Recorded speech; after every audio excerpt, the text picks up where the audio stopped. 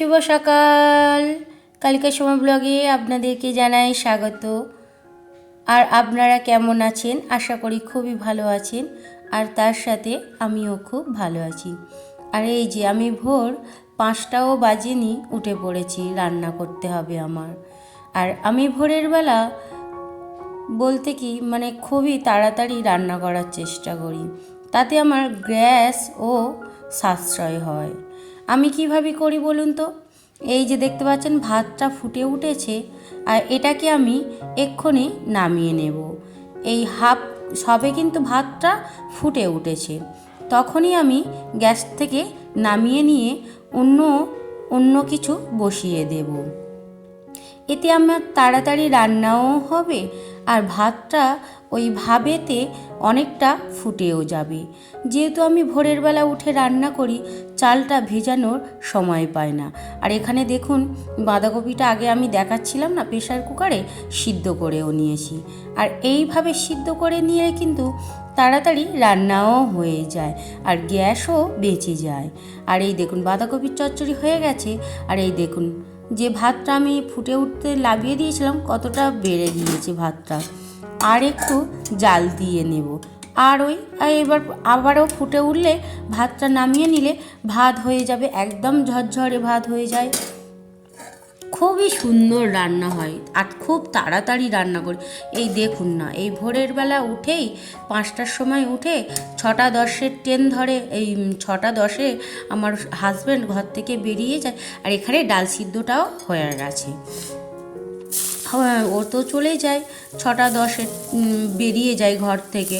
তাহলে আমাকে কিন্তু 1 ঘন্টার আগেই রান্না কমপ্লিট করতে হবে। তাই আমি এইভাবে রান্নাও করি, আর গ্যাসটাও সঞ্চয় করি। তাতে আমার 1 মাসের গ্যাস কিন্তু অনেক দিন বেঁচে যায় এইভাবে রান্না করলে। আর এই দেখুন এখানে বাঁধাকপির চচ্চড়ি করেছি, ডালও করে নিয়েছি, আর আলু ভাজা। আর এই দেখুন সকালে সূর্য উদয় হবে বলে দেখেছেন সকালের আকাশটা, তা ওকে তো খাইয়ে টাইয়ে পার করিয়ে দিয়েছিলাম। আর এই দেখুন তারপরে কিছুক্ষণ পরে কিন্তু আমি একটু চা করে খেয়ে নিলাম। আমি না, সবাই বাড়ির সবাইকেই চা দিয়ে দেব। তাহলে আমি তো ওইভাবেই গ্যাসে রান্না করি, আর ওইভাবে। আর যেটা বলছিলাম ভোরের বেলা উঠে না, আমি তো চাল ভিজিয়ে রাখতে পারি না, সেটা কিন্তু আমি ওইভাবে ভাতটা হাফ ফুটা হয়ে গেলে আমি নামিয়ে রাখি। নামিয়ে রেখে সমস্ত তরকারি যা রান্না করার করে নিই। নেওয়ার পরেই কিন্তু আবারও ভাতটা আমি ভালো করে ঢাকা দিয়ে আবারও গ্যাসটা জ্বালিয়ে দিয়ে একটু দিয়েই কিন্তু ভাতটা নামিয়ে নিই। খুব তাড়াতাড়ি রান্না হয়ে যায়, আর এতে গ্যাসটাও বেঁচে যায়। আর এই যে কাপ দেখতে পাচ্ছেন, আমি আমার মায়ের কাছে জগদ্ধাত্রী পূজার সময় গিয়েছিলাম। এই কাপ 3টি কাপ আমার মা আমাকে দিয়েছে। এই কাপ দেখুন কত সুন্দর না, ডিজাইনটা বেশ ভালোই লাগছে। কফি কাপ এইগুলো আমার মা আমার জন্য 2খানা একই ডিজাইন এই রকম, আর 1খানা অন্য ডিজাইন, 3টে কাপ আমার মা আমাকে দিয়েছে। আর তারপরে তো শীত পড়ে যাচ্ছে, দেখতেই পাচ্ছেন আমি ঠান্ডা লেগে গেছে। এই সোয়েটারটা বার করে নিয়ে গায়ে দিয়ে নিয়েছি। আর ভোরে উঠি তো ঠান্ডা লেগে যায় জানেন। আর আমি অল্প অল্প করে জামাকাপড়, শীতের জামাকাপড় বার করে করে না কেচে নিচ্ছি। একটু ধুয়ে ধায়ে নিই, কারণ হচ্ছে কাঁচা জিনিস তুলে রাখা হয় কেচে, আবারও কিন্তু একটু পরার আগে তুলে নিই, কারণ অনেকটা গ্যাস টাইপের হয়ে যায়। আর অনেক দিন ধরুন 1 বছর টানা পড়ে থাকে, কয়েকটা মাস ধরুন আমরা ব্যবহার করি, তাই না? কি শীত কয়েকটা মাস বলুন, 3 মাস, আর খুব বেশি হলে মনে হয় 4 মাসের, তাও তো তখন আর তো এত ভারী ভারী সোয়েটার পরতে লাগে না। তাই আমি অল্প অল্প করে এখানে কাচতে থাকি, বেশি তো একসাথে কাচতে পারবো না, তাই অল্প অল্প করে কেচে দিচ্ছি। আর আমি বলেছিলাম এই গাছগুলো একটু মাটি খুঁজে দেব, সেটা তো আমার দেওয়া হয়ে ওঠেনি। তাই আজকের ভাবলাম একটু সময় আছে হাতে, একটু মাটিগুলো খসে দিই, মাটিগুলো উর্বর করে দিচ্ছি, এতে ভালো হবে। মাটিগুলো কি টাইটও হয়ে গেছে জানেন তো, এই দেখুন একদম বসাতে পারছি না। তারপরে একটু কোপ মারার পরে দেখছি বসাতে পারলাম। এইভাবে মাটিটা একটু উর্বর করে দিলে না খুবই ভালো হবে। দেখুন কতটা টাইট হয়ে গেছে না মাটিটা, একদম পারছিলাম না, মাটিটা এত টাইট এত শক্তভাবে বসে গেছে। তা আমি এইটা একটু খুশে দিয়েছি, না খুবই ভালো হয়েছে জানেন তো।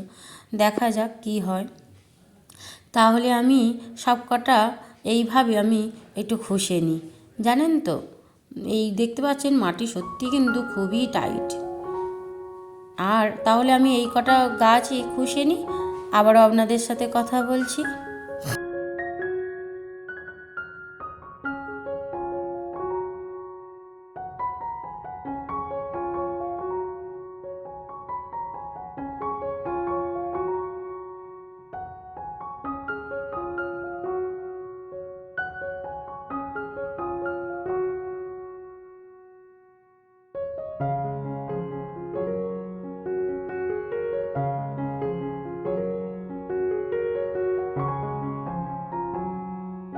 মাটি খোসা তো আমার হয়ে গেছে।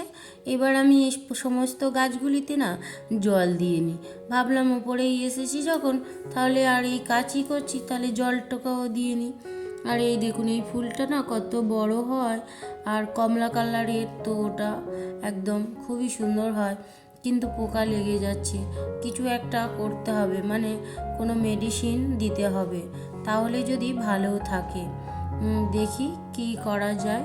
বাইরের দিকে খুব একটা যাওয়া হচ্ছে না, আর ওর বাবার এই সকালে যায় সন্ধে আসছে, একদম সময় হচ্ছে না, মানে অন্য কিছুর যে করব, অন্য কিছু ভাববো সেটাই সময় পাচ্ছি না। তা এই সবগুলোর মধ্যে থেকেই অপরাজিতা গাছটাই সবচেয়ে সুন্দর হয়েছে, কি সুন্দর ফুল দিচ্ছে। বেশ ওই টোকা গাছে অনেক কটা করেই ফুল হয়, বেশ ভালোও লাগে দেখতে। তাহলে এখানেই ভিডিওটা শেষ করলাম।